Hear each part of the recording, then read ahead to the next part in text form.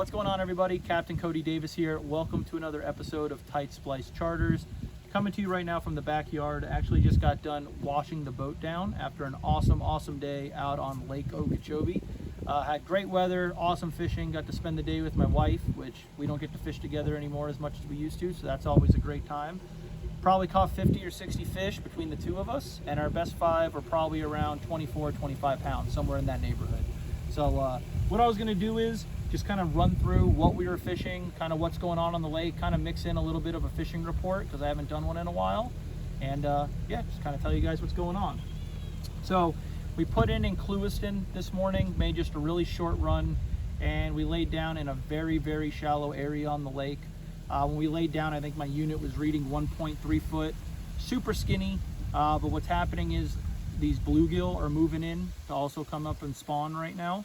I think so. We have bass spawning, we have tilapia spawning, and we have the bluegill spawning. The water's super skinny, but all these big fish are kind of following these bluegill up into this super shallow water to feed on them as they're spawning. And it's really only going to get better over the next 2 or 3 months here as we come up to these full moons for this bluegill spawn. So basically we caught them doing whatever we wanted, as long as it resembled a brim in some way. So I'll kind of show you what we were using and what the main things were. Again, we mixed in a frog, we mixed in a flipping jig, we mixed in a spook a little bit. You can kind of catch them on whatever, but these were the two key baits for us anyway. So Breezy's a swim bait queen, as I call her.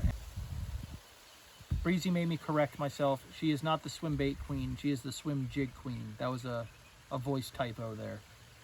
And today was no exception. I think her first 5 fish she caught, or first 5 casts she made, she caught 3 fish today. She was throwing this green pumpkin swim jig, just a real natural color, had a little bit of gold in it. Gold's always great on Lake Okeechobee. And the trailer really didn't matter. She mixed in 4 or 5 different trailers. As long as it had that brim profile, that was kind of the deal. Fishing super clean water, and still fishing it on 65-pound braid. You want that braid to help float the bait up off the bottom, and be able to pull these fish in through the grass. So the clean water didn't really matter on fishing the straight braid. If you come to Lake Okeechobee and you're throwing a swim jig, always throw it on straight braid. She was throwing it on a 7/6 medium heavy arc reinforcer, and yeah, I believe she probably caught twice as many fish as I did today, throwing this swim jig around. I myself threw the swim jig quite a bit. I was actually throwing a black and blue one, and like I said, didn't get nearly as many bites as she did.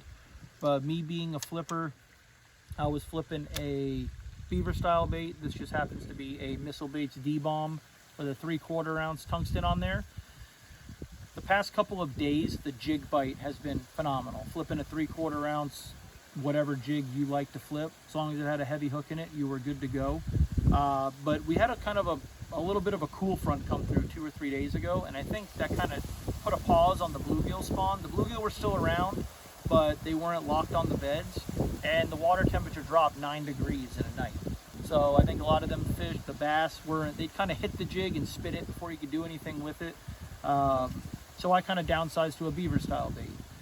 This got a 3/4 ounce on it, but you could have gotten away with a 1/4 ounce today. We were fishing so shallow. But what the 3/4 ounce enabled me to do was, when I'd flip to my target, which were isolated Kissimmee grass clumps, the high percentage ones were the ones that were a little bit thicker than the others. Had a little bit of more laid over grass. They were a little bit bunched a little bit tighter. So that 3/4 helped me just kind of punch through that grass a little easier. And as soon as it went through and fell 2 inches, they were on it as soon as it went through. I was flipping that on my same deal, the 7/6 heavy arc invoker, and we caught, I say 50 or 60, I have no idea how many we caught. We caught fish all day, and just really stayed in one general area. It's really only going to get better as we get later into the year here. The water is dropping very rapidly.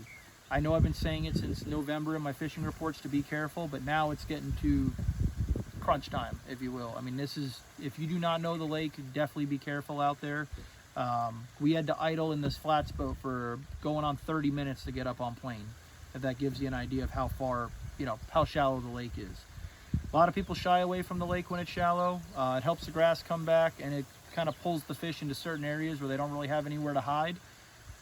So I love it. It's only going to get better throughout the summer. So hope you guys enjoy the clips. You're not even going to see a fraction of the fish that we caught. One, because I've had some camera issues today, and two, I didn't want to put 60 fish catches in a video. You'd be sitting there for 3 hours. So if you guys want to come down and catch some of these fish for yourself, I have a ton of openings for the next couple of months. Give me a call, shoot me a text, follow me on Facebook and Instagram also to keep up with everything that's going on at Tight Splice Charters. And yeah, appreciate you guys watching. Definitely like and subscribe, and hopefully I'll see you guys out on the water.